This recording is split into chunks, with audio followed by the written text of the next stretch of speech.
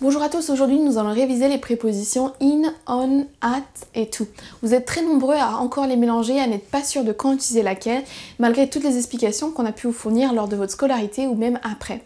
Aujourd'hui je vais vous expliquer la raison pour laquelle vous continuez à faire des fautes et surtout comment vous allez pouvoir corriger ces fautes et durablement retenir quand utiliser quelle préposition. Restez bien jusqu'à la fin de cette vidéo car je vous ai préparé un exercice avec son corrigé pour vous tester vos connaissances et être sûr que vous avez bien tout compris. Dans un premier temps, nous allons voir pourquoi, malgré toutes les explications du monde, vous continuez à faire des fautes même si vous avez un très bon niveau.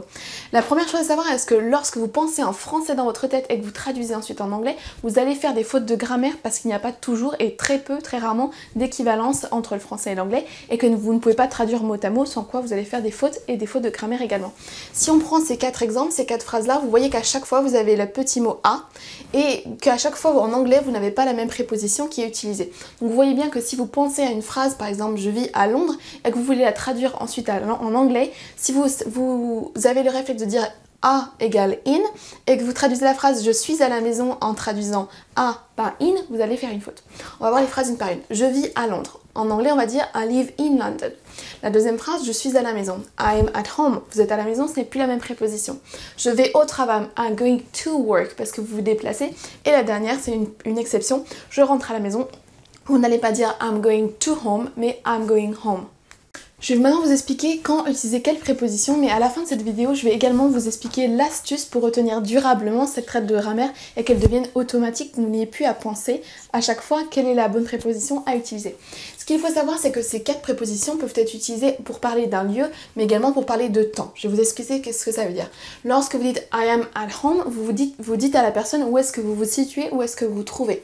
Quand vous dites he lives in USA, vous dites où est-ce qu'il vit, vous dites où le lieu où ça se passe. Ces prépositions sont également utilisées pour parler de temps, de durée. Par exemple ici, let's meet at 10, retrouvons-nous à 10h. Voilà, I was born in April. Vous voyez que at est utilisé dans les deux cas de figure et que in également. Nous allons commencer par parler de la localisation, où se situe quelque chose et quelle préposition on utilise dans quel cas de figure. Vous voyez ici que suivant quelle préposition on utilise, on sera plus ou moins précis dans la localisation. Donc in est large et général, on un peu plus précis et at est très précis. Pour utiliser la préposition in, on l'utilise devant une ville, un pays ou un continent, une région, quelque chose de vaste et de relativement grand. Par exemple, I work in Paris, she lives in the UK, I work in Asia. Ensuite, on va laisser on pour l'instant de côté, vous avez la préposition at. On utilise la préposition at pour parler de lieux fermés. Normalement, dans le Becherel, on voit un lieu d'activité collective. Moi, je préfère dire un lieu fermé, c'est plus clair et un peu plus parlant. Donc, vous voyez qu'on peut dire they are at home, they are at work ou at the cinema. Donc, toutes ces prépositions sont utilisées parce que vous ne bougez pas et que vous êtes dans un lieu qui est fermé, à l'inverse de in, qui est quelque chose de très général et très grand. On utilise la préposition on pour deux raisons particulières pour parler de localisation. Donc la première pour dire sur. Par exemple, the phone is on the table.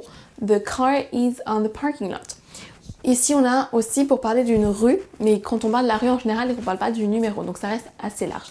Par exemple, it's on Main Street. Vous parlez d'un magasin, vous lui dites dans quelle rue il est, it's on Main Street. Vous voyez qu'à l'inverse, quand on utilise at, on dit le numéro de la rue, donc vous voyez qu'on est de plus en plus précis. On nous parle seulement de la rue, et at, on nous parle du numéro de la rue. Attention pour les déplacements, il y a une petite subtilité qu'on a certainement dû vous expliquer plusieurs fois mais qui des fois a du mal à rentrer. Lorsque vous vous déplacez, il faut utiliser la préposition to. Vous voyez ici, quand on ne se déplace pas, quand on est au travail, I am at work. C'est un lieu fermé, donc on va utiliser la préposition at. Si vous habitez à New York, I live in New York, parce que c'est une ville, c'est quelque chose de grand, de général, de relativement large, donc utilisez la préposition in. Si on garde la même chose, donc work, mais qu'on se déplace, qu'on y va, on ne doit pas dire I'm going at work, mais I'm going to work. C'est pareil pour une ville, lorsqu'on se déplace quelque part, qu'on va jusqu'à une ville, on ne dira pas I travel in San Francisco, mais I'm traveling to San Francisco. Cette préposition to est une des raisons pour laquelle vous continuez à faire des fautes malgré des bonnes explications. Tout simplement parce qu'en français, je suis au travail ou je vais au travail, vous avez la même préposition dans les deux cas. Ici pareil, je vis à New York et je voyage à San Francisco, vous avez deux fois la même préposition. Si vous pensez en français que vous traduisez ensuite, à chaque fois, vous allez bloquer sur la préposition, vous allez vous demander comment on traduit A, comment on traduit O. C'est pas du tout la logique qu'il faut avoir parce qu'on ne peut pas faire d'équivalence, je ne peux pas vous dire que A égale at et que O égale to, c'est pas du tout comme ça que ça fonctionne. En français, la logique est pas la même qu'en anglais. Ici, en anglais, à l'inverse, il faut que vous reteniez, si on parle d'un lieu fermé et qu'on y est, qu'on ne bouge pas, il faudra utiliser la préposition at. Si on se déplace jusque ce lieu, il faut bien utiliser to, il y a un déplacement, un mouvement. Si vous habitez quelque part, vous parlez d'une région, d'un pays, d'un continent, vous allez devoir utiliser in. Par contre, si vous vous déplacez jusqu'à une ville, jusqu'à un pays, jusqu'à une région, un continent, il faudra utiliser la préposition to. Voyons maintenant quelle préposition utiliser lorsqu'on veut parler de quand se passe une action. Vous voyez qu'on a la même logique in, on, at, on est de plus en plus précis dans ce qu'on dit. On va commencer par in, on utilise in pour parler de siècle, et par exemple in the 21st century, donc vous voyez que c'est très large, très général.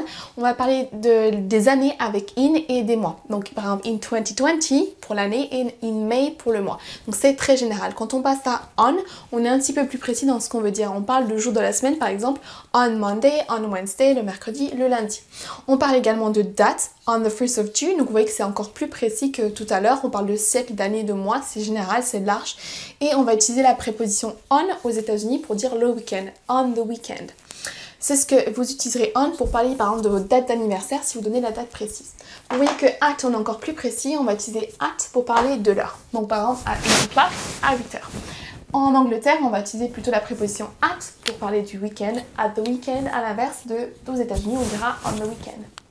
Attention car ici encore il est difficile de trouver une équivalence entre l'anglais et le français et traduire mot à mot vous fera faire des fautes de grammaire. Si on regarde le premier exemple, je n'ai pas cours lundi, vous voyez qu'ici en français nous n'avons pas de préposition alors qu'on en a une en anglais. I don't have class on Monday. Vous allez avoir tendance à dire I don't have class Monday si vous les copiez tel quel sur le français. Idem ici, je suis née le 5 avril, vous n'avez pas de préposition en français alors que vous en avez une en anglais. I was born on the 5th of April. Pour parler d'une date précise, il faudra bien utiliser la préposition on. Dernier exemple, je me marie en juin. I'm getting married in June. Donc quand on parle d'un mois, il faut bien utiliser la préposition in, mais n'en déduisez pas pour autant que on égale in. Si on regarde l'exemple ici, je suis en retard, on ne dira pas I'm in late, mais I'm late. C'est une expression figée où vous n'avez pas besoin de préposition à cet endroit-là. Nous allons maintenant voir deux techniques pour retenir durablement ces règles de grammaire et ne plus faire de fautes. Donc vous avez compris que le plus gros piège est de penser en français et d'essayer de traduire mot à mot en anglais. Donc on a deux astuces pour pallier à ce problème. La première est de créer des réflexes. Plutôt que de dire on se retrouve à 8h et de se dire quelle préposition je dois utiliser pour remplacer le mot à, ou alors je suis née en juin, comment on va traduire en, c'est pas la logique qu'il faut adopter, essayez d'adopter plutôt cette logique là. Quand vous parlez de l'heure, vous devez dire at. Quand vous parlez d'un mois, d'une année, vous devez dire in. Quand vous parlez d'un lieu fermé ou que vous ne bougez pas, c'est at. Il vaut mieux créer des réflexes plutôt que d'essayer de traduire mot à mot chaque petite préposition. Si à l'heure actuelle vous êtes en train de penser en français et que vous traduisez ensuite en anglais et qu'à chaque préposition vous bloquez parce que vous n'êtes plus sûr de laquelle utiliser, vous pouvez très bien utiliser cette technique qui est relativement scolaire mais qui fonctionne très bien. Pour la deuxième technique, je vous propose de fonctionner comme le font les enfants lorsqu'ils apprennent la grammaire de leur langue maternelle.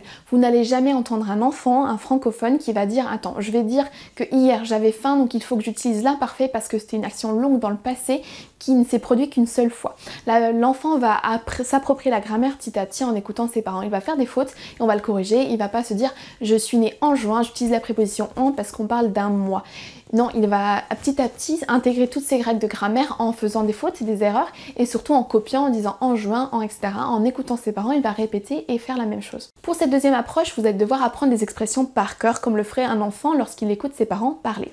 Donc vous allez apprendre des expressions comme par exemple I am at home. Vous allez pouvoir la modifier un petit peu la phrase pour vous l'approprier vraiment. Par exemple, are you at home? My parents are at home this weekend. She's at home. She's working at home. L'expression suivante est très révélatrice du fait que le penser en français et traduire ensuite en anglais vous fait faire des fautes de grammaire. Beaucoup de mes élèves ont du mal à traduire je rentre chez moi ou je dois aller chez moi. Ce chez moi pose beaucoup de problèmes parce qu'il est difficile à traduire. Si vous retenez I'm going back home ou I am at home, je suis chez moi, la première façon pour dire chez moi, c'est quand vous y êtes at home, I am at home. On ne dira jamais I am in my house, que j'entends de temps en temps, qui est complètement faux. On peut le comprendre mais c'est un peu étrange et on ne dira pas ça de cette façon.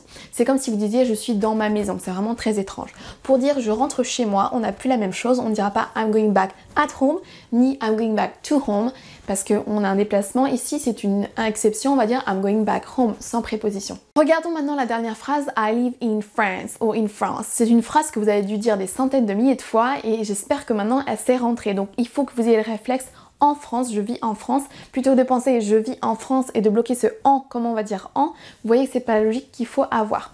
Il faut que vous reteniez la phrase telle quelle. I live in France. Where do you live? I live in the USA. Il faut que vous reteniez que in va avec un pays lorsqu'on y est, alors que quand on se déplace, I'm going to France, I'm going to the USA. Je vous ai préparé 3 phrases où il faut remplir les prépositions à utiliser pour la localisation. Je vous propose de mettre pause et je vais corriger ça juste après. Pour la première phrase, vous voyez qu'on a un pays ici et un pays également là. Mais attention, on ne va pas utiliser la même préposition. Dans la première partie de la phrase, vous allez devoir utiliser in parce que le verbe est un verbe statique. She lives, my sister lives in Germany. Elle y est, elle y vit, elle ne bouge pas, donc ce sera avec in. Dans la deuxième partie de la phrase, on va devoir utiliser to parce qu'il y a un mouvement, même si on parle d'un pays. But she's going to move to the UK. Donc là, vous voyez qu'on a move, c'est un verbe de mouvement, ça veut dire déménager, alors qu'ici, on a vivre, on ne se déplace pas, on ne bouge pas, donc on n'a pas exactement la même préposition. Dans la deuxième phrase, nous avons également 2 prépositions différentes. Quand vous êtes à la maison, on va devoir dire at home, parce qu'on ne bouge pas. Ici, pareil, I am at home. Vous y êtes, vous ne bougez pas. Vous avez ici un lieu fermé, la maison, donc on va utiliser la préposition at. Dans la deuxième partie de la phrase, but I soon head to the supermarket. Vous allez devoir utiliser la préposition to, même si ici on a également un lieu fermé. Ici, vous avez un verbe de mouvement. To head to, ce sera se déplacer, aller jusque quelque part. Donc on aurait pu avoir exactement comme la phrase ici, I'm going to go to the supermarket. Dans la troisième phrase, on a également 2 lieux fermés, the airport, l'aéroport, et work, au travail. Vous allez avoir 2 prépositions différentes parce que dans le premier cas, on se déplace, driving, et dans le deuxième cas, vous ne bougez pas, vous y êtes, vous êtes au travail. You are driving to the airport, parce qu'on a un mouvement, while I'm at work, pendant que je suis au travail. Donc on va utiliser at parce qu'on ne bouge pas et qu'on est dans un lieu fermé. De la même façon, je vous ai préparé 3 phrases pour travailler les prépositions qu'on utilise quand on parle de quand se passe une action. Je vous laisse mettre pause et on va corriger juste après. Dans la première phrase, vous voyez qu'on parle d'un horaire ici à 15h. The meeting is at 3 p.m. Pour parler d'un horaire, on va utiliser at. Attention, lorsque vous demandez l'heure à quelqu'un, vous dites quelle heure il est, vous n'aurez pas besoin de dire it is at 3 p.m. Vous devez dire it is 3 p.m. pour dire qu'il est 3h, 15h l'après-midi. Ici, vous avez une date précise, on va utiliser la préposition on. The meeting is at 3 p.m. on the 1st of May. La réunion est à 15h le 1er mai. Dans la deuxième phrase ici, on nous parle d'un mois de l'année, donc vous allez devoir utiliser la préposition in. I was born in June. Et là, on a une date, c'est également la préposition in pour une date aussi. I was born in June in 1989. Pour la troisième phrase, vous voyez qu'on retrouve la préposition at, parce qu'on a la maison, on est à la maison, c'est un lieu fermé, et qu'on ne bouge pas. Donc là, on nous dit qu'on aime se reposer, se décontracter à la maison, mais on ne bouge pas. I like to chill at home. Et là, vous avez 2 possibilités pour parler du week-end, at the weekends ou on the weekends. Suivant si vous voulez utiliser l'accent britannique, l'anglais britannique ou l'anglais américain. Et si on parle d'un jour en particulier, on va utiliser la préposition on. I like to chill at home on Sundays. J'aime me détendre à la maison les dimanches, ou alors I like to chill at home at the weekends ou on the weekends. Si vous voulez aller encore plus loin avec les prépositions, je vous ai préparé un exercice avec le corrigé que vous retrouverez sur mon site. Je vous mets le lien dans la description juste en dessous. J'espère que cette leçon vous a été utile et qu'elle va vous aider à maîtriser les prépositions, à ne plus faire d'erreurs de grammaire. Si vous avez des techniques qui vous sont propres pour retenir la grammaire et plus particulièrement les prépositions, vous pouvez m'en faire part dans les commentaires. Je serai ravie que vous partagiez ça avec nous.